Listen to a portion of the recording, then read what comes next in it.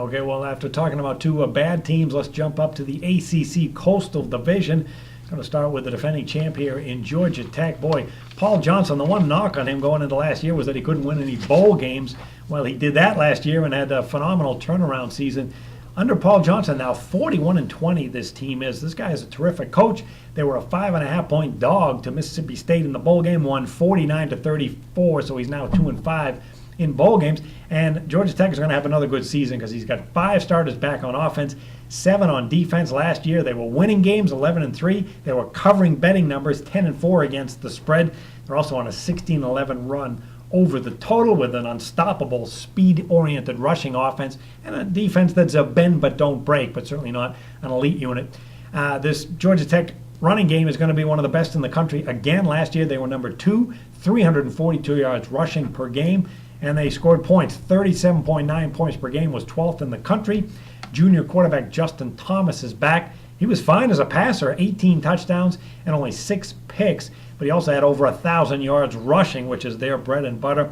They'll also be good with senior running back Broderick Snoddy. He had 283 yards last year, but 10 yards per carry in a very deep backfield, which they used. Plus, you got to keep an eye on this redshirt freshman and C.J. Leggett coming in. He's got a short, stocky frame, has good speed, and he's the type of guy who could excel in this rushing offense. So Georgia Tech's not going to surprise. They're going to run the football. They're going to be fast, and they're going to be productive, and a tough team to defend against, too.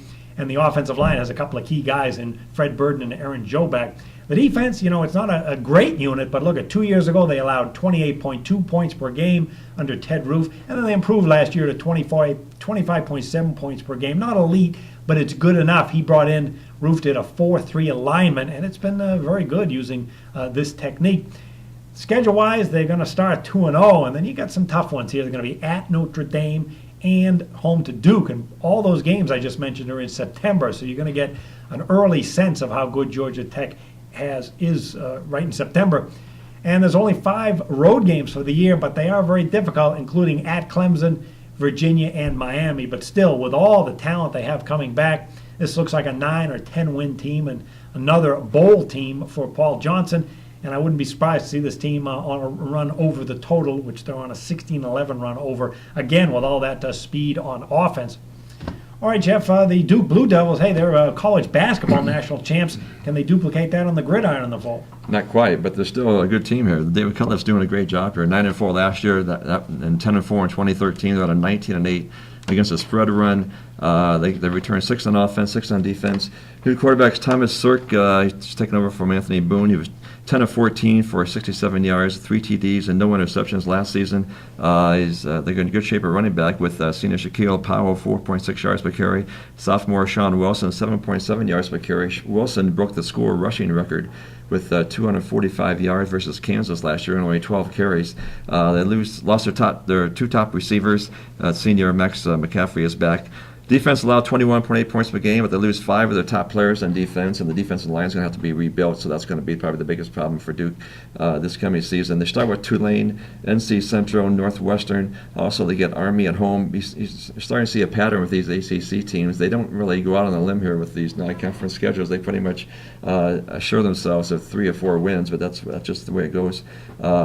Duke also has a favorable ACC schedule. They're at Virginia Tech and North Carolina, but they get Georgia Tech, Miami, Pittsburgh at home. So this year I think they'll be down a little bit, so I'll call for an 8-4 season for Duke, John. All right, well, Virginia Tech, every year we talk about how the heat is on Frank Beamer, and they're off a season where they were just 7-6, 6-7 against the spread, and the heat is on Beamer again because there really aren't any excuses. 9 starters back on offense, 8 on defense. The Hokies really are loaded. But they've been talented for a while and have been underachieving. 10-15-1 spread run. Vegas seems to overvalue this group. But again, they should be better than 7-6. First of all, the offense couldn't score any points last year, or not a lot. 96 in the country and scoring 24 points per game. But they have decent balance, and they have everybody coming back. First of all, at center, you got senior quarterback Michael Brewer, 18 touchdowns, but 15 interceptions, and that's the drawback with him is the turnovers. But they also have highly touted sophomore quarterback Andrew Ford in the mix. He didn't play last season, but he's been very good in spring practice, and what they need is a guy who gets rid of the ball quicker because they've had over 30 sacks in each of the last 2 years, and they need a quarterback who can cut down on turnovers. And there really are no excuses because the backfield is loaded. Junior running back C.J. Coleman is back, averaged 5 yards per carry. Sophomore running back Marshawn Williams had 475 yards rushing. And then junior running back Trey Edmonds is back. He had 675 yards 2 years ago and 97 last year. And then even the passing game has talent. Sophomore wide receiver Isaiah Ford, 709 yards last year. They got a big sophomore tight end in Bucky Hodges, 6'6" sophomore, had 526 yards, and he led the team as a freshman, these two guys did. So really, if they can get a quarterback and cut down on turnovers, get rid of the ball a little faster, this offense should be better, but that is an if that we've been looking at the last couple of years.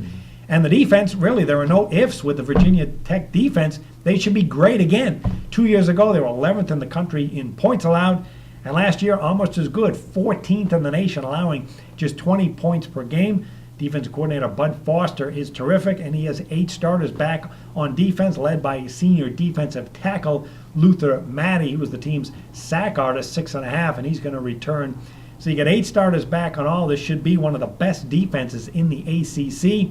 But then there's that schedule. Who do you think they play in week 1? Ohio State Buckeyes. And a revenge game, too. Yeah, you got the defending champs, and the only game Ohio State lost last year was a big upset by this Virginia Tech team, and it was in Ohio State. So that'll be a fascinating as far as revenge. In fact, Virginia Tech won that game 35-21. They were a 10-point dogs. So that'll be the big one right out of the gate for them. On a larger note, this team is 31-19-2 under the total the last 4 years. So it's been a run-oriented team with a great defense going under the total. And they've been pretty good as far as playing on the road under Beamer, 29-13 straight up, 23-19-1 against the spread. That included that win at Ohio State last year. That's an 8-year road run, but at home they've been more of a money burner. So really, there's no excuses. This team should hit the 10-win mark, but we've been saying that for quite a few years, and they've been underachieving. All right, Jeff, who else in the ACC you see? Well, North Carolina, this is Larry Fedora's 4th year. This is a year that he really needs to do something because, college football, you don't have much time to they don't have a lot of patience. This is a year, and it should be a good year. They returned 10 on offense, 6 on defense, plus he had a great recruiting year. Senior quarterback Marquise Williams is back last year, led the team in rushing with 788 yards, plus he threw for 21 TDs, had 9 interceptions, threw for over 3,000 yards.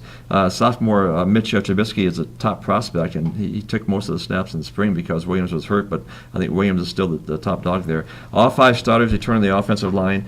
Defense should be improved. The new defensive coordinator, of course, is Gene Chizik, who rode Cam Newton to the national championship before. I haven't seen him since. Yeah, and then didn't have so much luck when Newton left. But he's always been great assistant coach. So Chizik's the new defensive coordinator, and they need it because last year Carolina had some horrific games. They lost to East Carolina 70-41. They lost to Clemson 50-35. Notre Dame 50-43.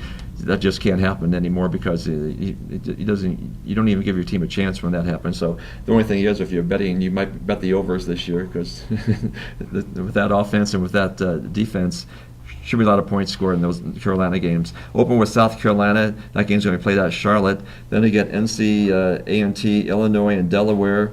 They get Duke, Miami at home. On the road, they have Georgia Tech, Pittsburgh, Virginia Tech, NC State. That schedule, though, those are some tough road games, and the defense still a question mark. I'll go with an 8-4 season for Carolina, John. All right, I'll check out the Miami Hurricanes. They're off a 6-7 season, 5-8 against the spread. However, they've got a key player back on offense for Al Golden. This offense for the Hurricanes was really terrific last year, 29.3 points per game. They had very good balance, 180 yards rushing, 250 yards passing per game. And the good news is sophomore quarterback Brad Kay is back. He had over 3,000 yards passing, 26 touchdowns and 12 interceptions as a freshman, so he really dazzled. Key, though, is they did lose running back Duke Johnson early to the NFL. He left after his junior year. And you got 3 starters gone from the offensive line. And remember, the offensive line only allowed 21 sacks last year, and the ground game averaged 5.3 yards per carry. So the quarterback got a lot of help with this ground game, and that's going to be a question mark. It looks like they're going to take a step back. They are in that respect. However, I don't see the passing game for the Hurricanes taking a step back. This is going to be a terrific attack. They did lose a couple of top wide receivers, but Stacey Coley is back, and he didn't do much last year, but 2 years ago he had 591 yards receiving, 18.5 yards per reception. They also got sophomore wide receiver Braxton Burris back, as well as junior Malcolm Lewis, and those guys know the playbook, so I can see this being a terrific wide-open passing attack if the ground game isn't as good as it was from last season. Now, their defense was above average defensive line, and they've got 5 starters returning. What they like to do on defense, Miami often asks its defensive linemen just to occupy bodies instead of trying to get into the backfield, and that's going to free up for the linebackers to make plays. Well, the linebackers were okay, but they weren't outstanding as far as getting into the backfield. Good news is a lot of that linebacking talent returns, including Kamula, who's a senior, had 3.5 sacks last year, and a sophomore linebacker in Al-Qaeda Muhammad, and he was suspended last season, so it should be an above-average defense again. The schedule for Miami, well, they're going to start 2-0 with some easy games, but then September 19th, they're going to be hosting Nebraska. It is a revenge game for Miami because they went on the road last year and had their worst defensive game, losing 41-31 at the Huskers. And then their road schedule for the season: at Cincinnati, at Florida State, at Duke, North Carolina, and Pitt. So it's not an easy road schedule. Miami has not been covering games. 6-15 spread run. Wouldn't be surprised if that continues. Well, one trend that I don't see continuing is they've been a team under the total, 25-15 run under. But I think this passing offense is going to be really good, so they may be a team to look at over the total, especially with some potential question marks on defense. But overall, 8 to 9 wins. They should be better than the 6 wins that they had last year. All right, Jeff, let's wrap up. Who else is left here in the ACC? We have Pittsburgh. They returned 8 on offense, 7 on defense, and new coach Pat Narduzzi, former defensive coordinator at Michigan State, which is looks pretty good in your resume. Michigan State Spartans have had one of the best defense in the country in the last several years. Junior quarterback Chad Wojtek is back. Last year, 16 touchdowns, 7 interceptions, over 2,200 passing yards, plus 466 rushing yards. Also, the Panthers have a Tennessee transfer quarterback Nathan Peterman. He's also in the mix. Junior running back James Conner, 5.9 yards per carry, 26 TDs, 1,765 yards. Junior Tyler Boyd had 1,269 receiving yards. He's back, but they have little experience in the rest of the receiving core. Defense lost its best pass rushers, but the secondary returns as top players. But they need to cut down on some big plays. Last year they had 12 plays allowed, where they allowed 40 or more yards. They opened against Youngstown, but then they have 5 out of 6 on the road, including 3 in a row versus Akron, Iowa, and Virginia Tech. They got Notre Dame at home, and then they have road games at Georgia Tech, Syracuse, and Duke. This is probably one of the tougher schedules in the league as far as not much to compare with the ACC, but I think the Panthers will be very hard pressed to get 7 wins this year. I mean, may not even make a bowl game. I'll give Narduzzi maybe the second year there'll be a lot of improvement. This year it's going to be tough. Okay. Well, it looks like we're making a prediction for the ACC title game to be a rematch with Georgia Tech and Florida State based on the returning talent. All right, make sure you check out jimfeist.com. We got college football and NFL previews, articles, as well as videos, plus daily plays from the nation's top handicappers. Good luck with the games, everyone, and we'll see you next week with another edition of the college football version of ProLine.